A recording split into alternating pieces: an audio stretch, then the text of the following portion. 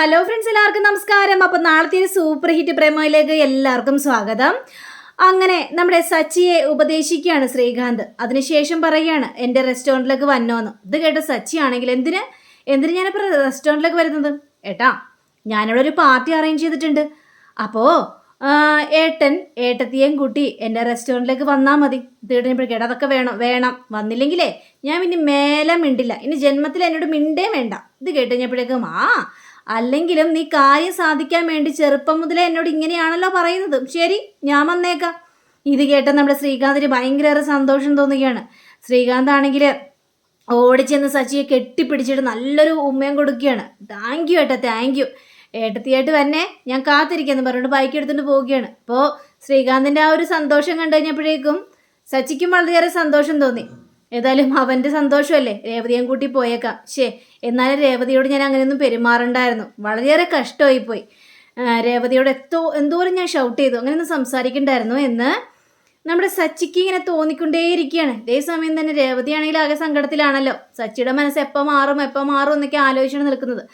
അതിൻ്റെ പുറമേ തന്നെ ഈ ചന്ദ്രയാണെങ്കിൽ ഓരോ ജോലി ഇങ്ങനെ പറഞ്ഞുകൊണ്ടേ ഇരിക്കുകയാണ്. ചന്ദ്രയാണെങ്കിൽ യോഗ ചെയ്യൽ, ഡാൻസ് ചെയ്യൽ, ഇത് തന്നെ കൂത്ത്.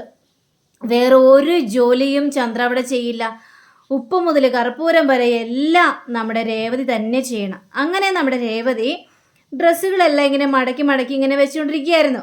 ആ സമയത്താണ് സച്ചി അങ്ങോട്ട് വരുന്നത്. അപ്പം സച്ചിക്ക് രേവതിയുടെ ആദ്യമൊന്നും മിണ്ടാനായിട്ട് ചെറിയൊരു ചമ്മലൊക്കെ ഉണ്ട്. പക്ഷേ എന്തായാലും പിണക്കം മാറ്റിയില്ലേ പറ്റുള്ളൂ.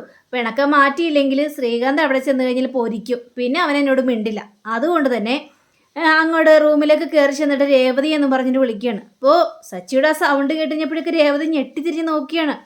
കാരണം അങ്ങനെ ഒരു നല്ലൊരു മൃദുവായ രീതിയിലാണ് രേവതിയെ സച്ചി വിളിച്ചത്.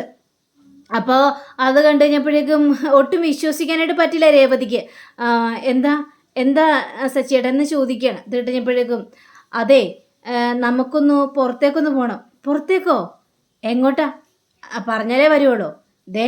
ഞാൻ പറഞ്ഞ സത്യം തന്നെയാ, എനിക്കിത് വിശ്വസിക്കാനായിട്ട് പറ്റുന്നില്ല. അതെ, ശ്രീകാന്തിൻ്റെ റെസ്റ്റോറൻറ്റിലേക്കാ. അവിടെ നമുക്ക് വേണ്ടി അവനൊരു പാർട്ടി അറേഞ്ച് ചെയ്തിട്ടുണ്ട്. അതിനെ അങ്ങോട്ട് ചെല്ലാനായിട്ട് പറഞ്ഞു. അതുകൊണ്ട് നിന്നെയും കൂടി ചെല്ലാനാണ് പറഞ്ഞത്.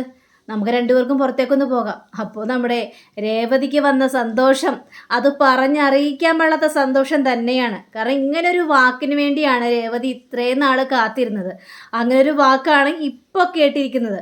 അപ്പോൾ രേവതിക്ക് പിന്നെ വേറെ എന്തെങ്കിലും വേണോ? അപ്പോൾ രേവതിയാണെങ്കിൽ ഈ പറയുന്ന മുഴുവൻ സത്യമാണോ, എനിക്ക് വിശ്വസിക്കാമോ എന്നൊക്കെ ചോദിച്ചപ്പോഴേക്കും വിശ്വസിക്കാം.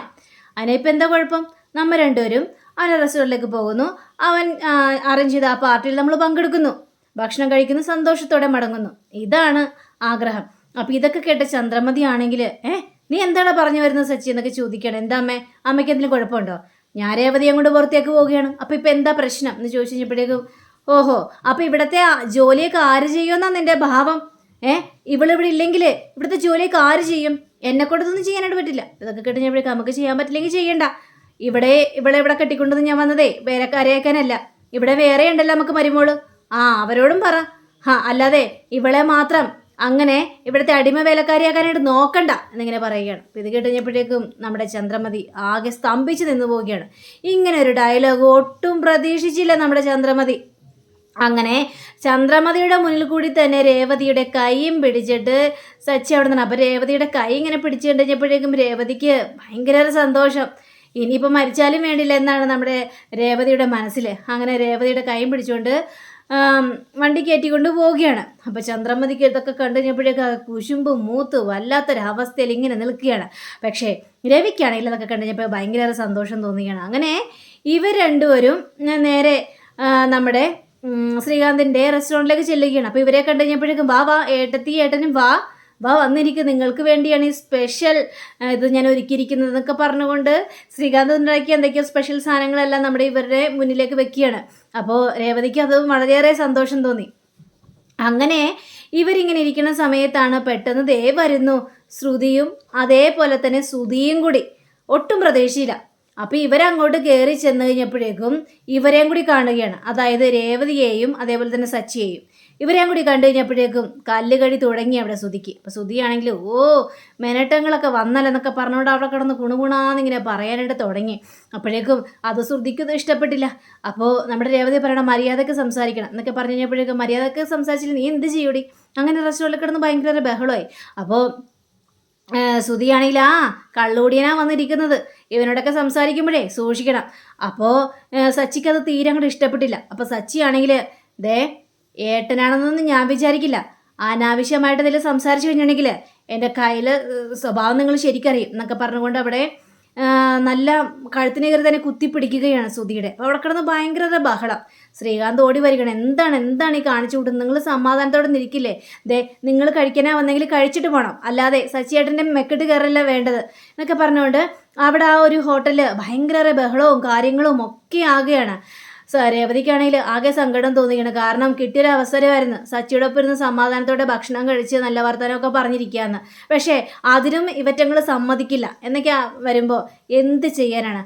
അങ്ങനെ ഇവർ രണ്ടുപേരും കൂടി വീട്ടിലെത്തുകയാണ്. വീട്ടിലെത്തി കഴിഞ്ഞപ്പോഴേക്കും ശ്രുതിക്കും ആകെ അരിശം വന്നൊരവസ്ഥ. അപ്പോൾ ചന്ദ്രമതി ചോദിക്കണം എന്താ കാര്യം, നിങ്ങളെന്താണ് ഇങ്ങനെ മോന്തം വീർപ്പിച്ചിരിക്കുന്നത് ചോദിച്ചു കഴിഞ്ഞപ്പോഴേക്കും ഞങ്ങൾ റെസ്റ്റോറൻറ്റിലേക്ക് ഭക്ഷണം കഴിക്കാനായിട്ട് പോയി, അപ്പോൾ ദേ ഇതുങ്ങൾ രണ്ടുപേരും കൂടി വന്നിരിക്കുക, എങ്ങനെ അവിടെ നിന്ന് മര്യാദക്ക് ഭക്ഷണം കഴിക്കും എന്നൊക്കെ പറഞ്ഞുകൊണ്ട് അവിടെ കിടന്ന് ഭയങ്കര പ്രശ്നം ഉണ്ടാക്കിയാണ്.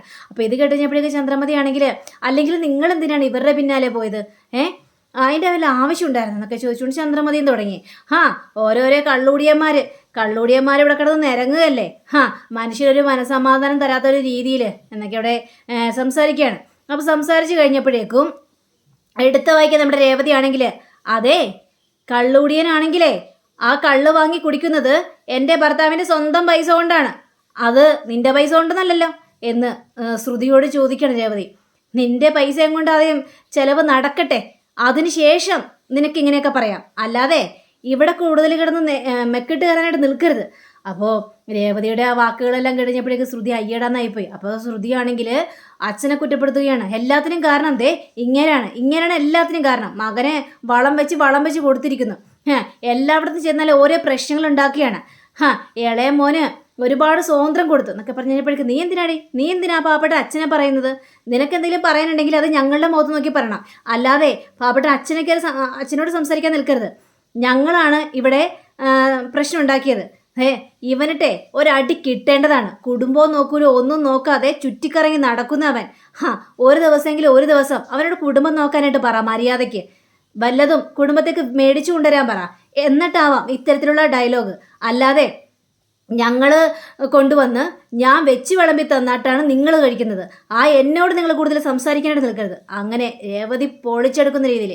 അപ്പം രേവതി സച്ചിയെ സപ്പോർട്ട് ചെയ്ത് സംസാരിക്കുന്ന ആ ഒരു കാര്യം കേട്ട് കഴിഞ്ഞപ്പോഴേക്കും സച്ചി രേവതിയുടെ മുഖത്തുനിന്ന് കണ്ണെടുക്കാതെ തന്നെ ഇങ്ങനെ നോക്കിക്കൊണ്ട് നിൽക്കുകയാണ്. ഇത്രയും നാൾ രേവതിയെ കുറ്റപ്പെടുത്തിയാണല്ലോ സച്ചി സംസാരിച്ചുകൊണ്ടിരുന്നത്. അപ്പോൾ രേവതിക്ക് തന്നോട് എത്രമാത്രം സ്നേഹമുണ്ടെന്ന് അവിടെ സച്ചി മനസ്സിലാക്കുകയാണ്. അപ്പോൾ നാളെ കാണാനായിട്ട് പോകുന്നത് നല്ല പൊടി പൂരം തന്നെയാണ്. അപ്പോൾ നാളത്തെ എപ്പിസോഡിന് വേണ്ടി എല്ലാവരും കാത്തിരിക്കണേ. അപ്പോൾ എല്ലാവർക്കും നല്ലൊരു ശുഭരാത്രി ആശംസിച്ചുകൊണ്ട് തന്നെ നന്ദി, നമസ്കാരം, thank you, see again, by.